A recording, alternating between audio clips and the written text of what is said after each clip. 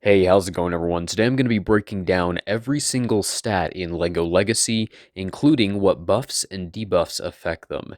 Now, you can find the description for most of these stats in the Character Stats tab in the bottom right of any character screen. But nonetheless, I'm still going to break these down and talk about what buffs and debuffs affect them. So we'll start at the top with health. Health is this green bar above characters, and once this bar is reduced to 0, the character will die, unless it has Hardy or Revive. Currently, Revive is only available for the zombie character, and it says may revive zombie when he is defeated.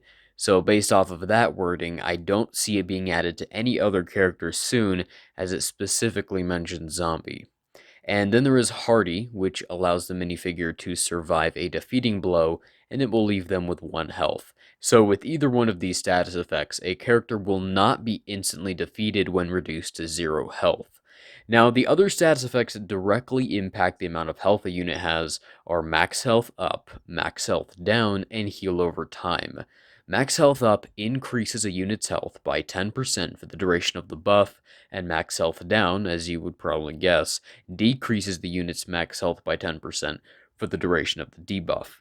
Most status effects have 2 levels, which are typically either 10% for level 1 and then 20% for level 2, which is more rare, and the other version is 20% for level 1 and then 30% for level 2, which is much more common.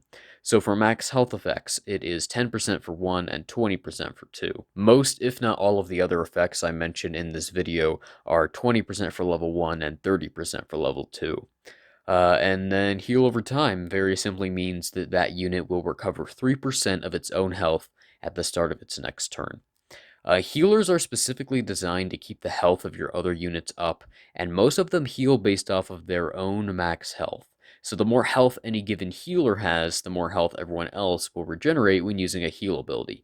This can be useful, so pay attention to healers' health and what percentage it says that they heal. Next, let's talk about attack. This is obviously how much damage a character will do when using an ability that attacks. Now, the number you see here will not be the exact number you see when doing an attack. First of all, the amount of damage you do is affected by the ability itself. For example, let's say Cactus Girl's attack was 883, but her basic says to do 120% damage. Well, then that would mean that she would do 1060 attack. This damage can also be reduced by the number of the target enemy's defense. We'll talk about defense in a bit more depth in just a second. But before we get to that, let's mention what buffs and debuffs affect attack. So there is attack up and attack down, just as you would expect. These either increase or decrease the attack by 20% for level 1 and 30% for level 2. Then, of course, there is critical damage, which obviously increases attack, but I'll talk about that in just a moment. Okay, now let's go into defense. Defense very simply reduces the amount of damage you take by an attack. For status effects, there are defense down and defense up, which alter the unit's defense by either positive or negative 20% for level 1 and 30% for level 2. Defense is a stat that is very useful on tanks, since they will be taunting a lot, so you want to reduce as much of the incoming damage as possible. Sometimes it may be a bad idea to taunt because it helps the AI focus down on one unit, but if that unit is a tank with a very high defense number, then they can survive multiple attacks, and then a healer can come in and take them back to full health. So definitely pay attention to the defense stat. Fourth on the list is speed, which is directly related to pep. Pep is this little blue circle underneath the health bar. When this circle fills up, that unit will take their turn, and speed determines how fast that circle will fill up. So, for example, if Unit A has 200 speed and Unit B has 100 speed, when Unit A takes their turn, Unit B's pep will only be halfway full. Certain abilities will remove pep, which is always calculated in percent values. So let's say that there is an ability that reads, remove 15% pep from the target foe. Well, then 15% of that blue circle will be removed. Units with faster speeds will regain that 15% quicker than a unit with less speed, even though they lost the exact same amount of pep. Pretty simple and intuitive. Buffs and debuffs that affect speed and pep include speed up, speed down, debilitate, and stun. Speed up and speed down increase or decrease the unit's speed by 20% for level 1 and 30% for level 2. These are some of the most powerful status effects in the game. Speed is king in turn-based games, so making sure your team gets out before your enemies is critical. For that reason, the Spy Track 1 is currently one of the best sets in the game, as it gives your entire team speed up at the start of the battle. Then there is the debuff Debilitate. If you attack a unit that had Debilitate, they will lose all of their pep, and then the debuff goes away. So it takes 2 turns to activate this debuff, one to apply it using whatever ability, and then another turn to damage that unit and activate Debilitate. Finally, there is Stun, which will basically make your unit's pep reset to 0 once it hits 100%. So your unit will skip a turn if it had Stun, which can be very, very deadly. Next up on the list is skill and grit, which go hand in hand. The more skill a unit has, the higher chance it has at applying a debuff to an enemy. And the more grit a unit has, the higher chance it has at resisting a debuff that is trying to be applied to them. In case you didn't know, applying debuffs to an enemy is not a guaranteed thing. There is a chance, which is given by grit, that the enemy will resist the debuff and it will not be applied. Let me give you an example.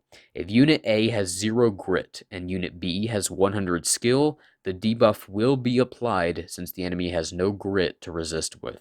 Now, as you would expect for these status effects, there is grit up and grit down, as well as skill up and skill down. And as with most of the previous effects, these are 20% for level 1 and 30% for level 2.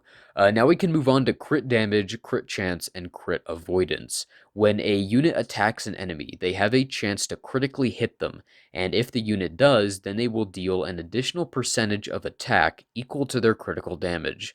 As far as I can see, currently every character has a set critical damage rating of 50% that cannot be changed or altered. So if you do land a critical hit, you will deal 50% more damage. And naturally, the chance to critically hit is calculated from the unit's crit chance, which will vary from character to character. A unit also has a chance to dodge a critical hit that is coming their way, resulting in just a normal hit, and that is called crit avoidance. The buffs and debuffs that affect these stats are critical damage up and critical chance up, which are both 20% for level 1 and 30% for level 2, as you're probably getting used to by now. At this point in the game, there is no critical damage down or critical chance down. I do assume that these will be added in the future, but they are currently not in LEGO Legacy. There's also Preparation and Vulnerable.